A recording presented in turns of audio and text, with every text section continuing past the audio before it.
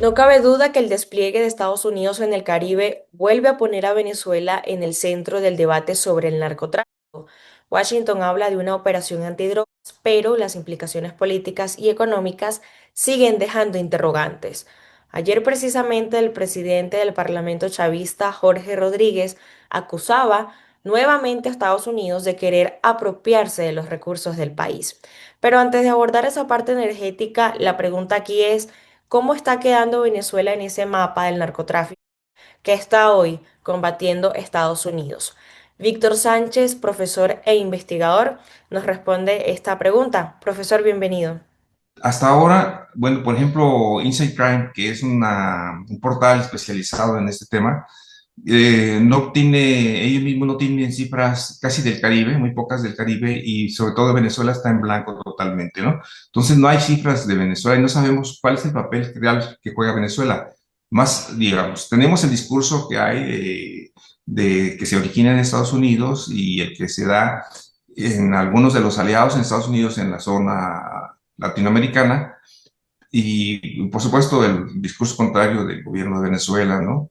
Pero no tenemos realmente datos que nos permitan decir cuál es el papel real que está jugando Venezuela de hace años para acá en cuanto al tráfico, ¿no? Entonces, ahí hay un vacío muy grande. Yo creo que es un pretexto porque podría haber una política de cooperación, por ejemplo, más abierta, más de discusión hemisférica incluso, ¿no?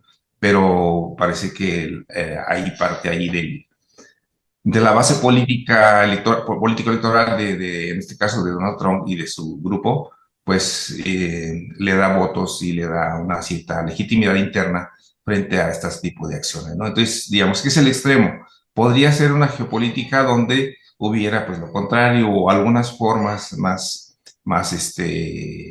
suaves, digamos, más soft, de poder combatir y reconocer el problema como un problema transnacional que implica la cooperación y otro tipo de acciones de política, más coordinada, etcétera, ¿no?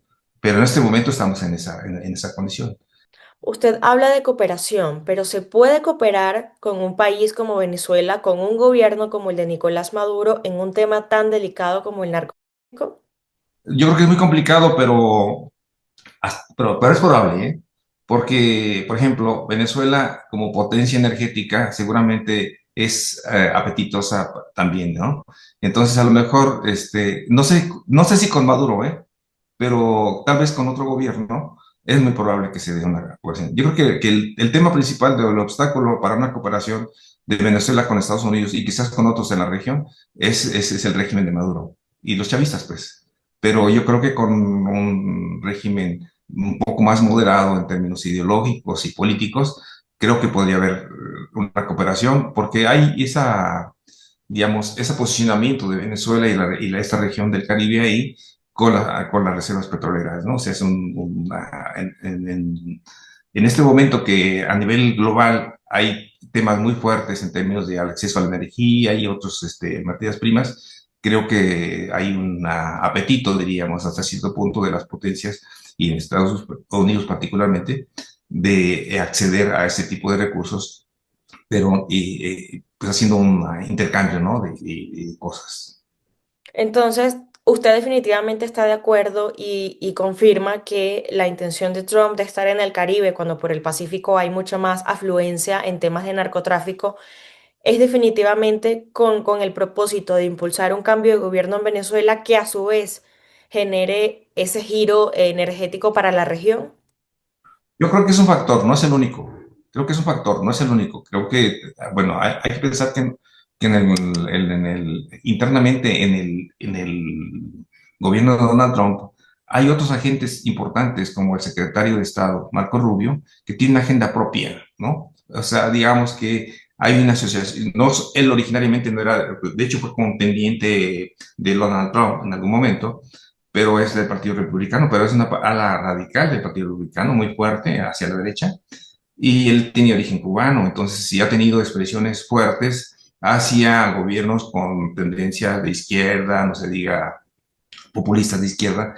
Entonces, primero hacia Cuba, también hacia Venezuela, incluso para México, ¿no? Con López Obrador, o sea, hubo expresiones muy fuertes.